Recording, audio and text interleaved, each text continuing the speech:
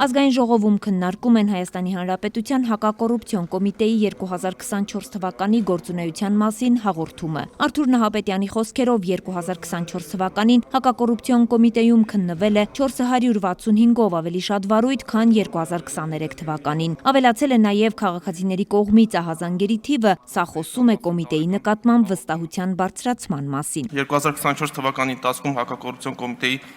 քննիչների վարույթում քննվել է 2289 քրեական վարույթ, որոնցից ավարտվել են 849։ Ավարտված վարույթներից 167-ը 374 անձանց վերաբերյալ մեղադրական եզրակացությամբ ուղարկվել են դատարան, իսկ 672 վարույթ կարճվել է։ Արթուր Նահապետյանն ընդգծում է, բարձրացել է քննության արդյունավետությունը, մեծացել ծանրաբեռնվածությունը։ Ընդհանուր 2023 թվականին քննվել է 1824 վարույթ։ 2024 թվականին նախորդ տարվա համեմատությամբ ավարտված վարույթների թիվն աճել է 313-ով, 2023 թվականին ավարտվել է 536 վարույթ։ Պատգամավորների հարցերը շատ են, միայն թե մեծամասամբ մասնավոր դեպքերի վերաբերյալ Արթուր Նահապետյանը նախաքննությանը չվնասելու պատճառաբանությամբ ամբողջական պատասխաններ տալ չի կարող։ Երևանի նախկին քաղաքապետ, Կենտրոն համայնքի նախկին ղեկավար Գագիկ Բեգլարյանի պաշտոնական լիազորությունների չարաշահման և փողերի լվացման գործի քննությունն ավարտվել է, ուստի մանրամասներ ներկայացնել հնարավոր է։ Այդ վարույթով ընդհանուր պետությանը եւ համայնքին պատճառված վնասը կազմել է 2 միլիարդ 327 միլիոն դրամ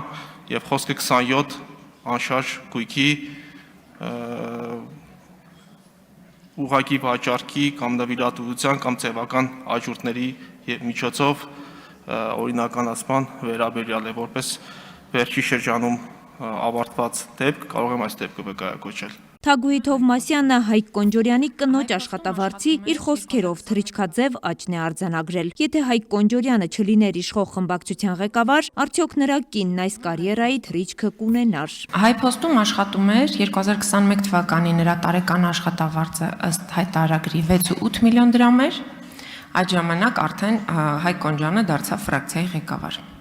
22 թվականին նրա աշխատավարձը դարձավ 9.5 միլիոն դրամ, 23 թվականին դարձավ 10.5 միլիոն դրամ, անցած տարի էլ Հայկ Կոնջյանի կինը դարձավ Հայփոստի տնօրեն։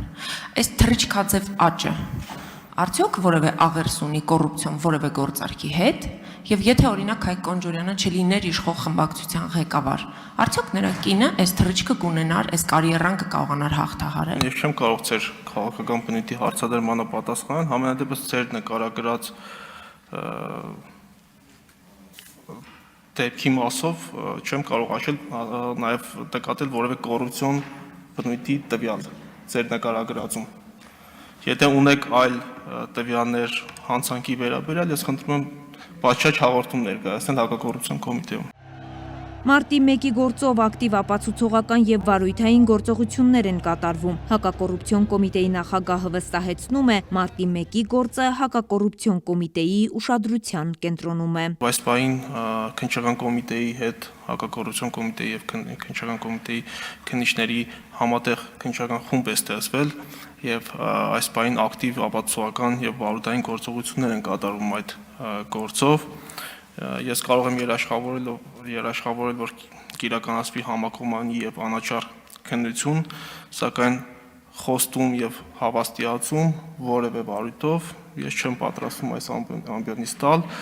Այդ մասին, եթե ունենանք համապատասխան արդյունքներ, հանրությունը եւ դուք կտեղեկացվեք միանշանակ։ Ելույթների ժամանակ Արմենուհի Գյուրեղյանը հակակոռուպցիոն կոմիտեի նախագահի ուշադրությունը հրավիրեց իր խոսքերով օրեցօր խորացող կոռուպցիոն դրսևորումներից մեկի՝ կրթվելը նորաձև է նախաձեռնության վրա։ Վարչական ռեսուրսի կիրառմամբ կոռուպցիա չի, երբ հասարակական նախաձեռնության երկու բանախոսների համար պետական միջոցներից այդքան ռեսուրս է ծախսում։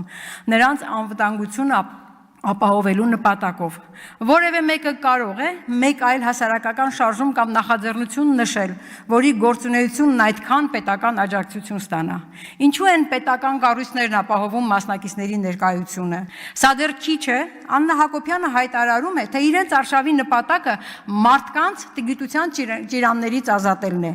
Բա որևէ մեկ իրեն չի ասել, որ մյուս բանախոսը Փաշինյանն ինքն է խոստովանել իր ու կառավարության տգիտությունը։ Պատգամավորի ելույթին Հայկ Կոնջորյանը շտապեց հակադարձել։ Ոչ կրթվելը, ոչ նորաձևությունը ձեզ չի սպառնում, դուք հանգիստ եղեք։ Դուք Ժիգուլի եք եւ մնալու եք Ժիգուլի, սկզբանե կատարյալ ձեր բնորոշումը ես տվել եմ։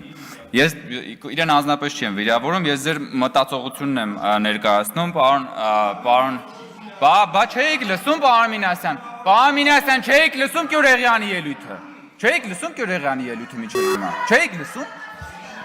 Չէ, բա չէիք լսում։ Արևիկ Սարդարյան, Արմալուր։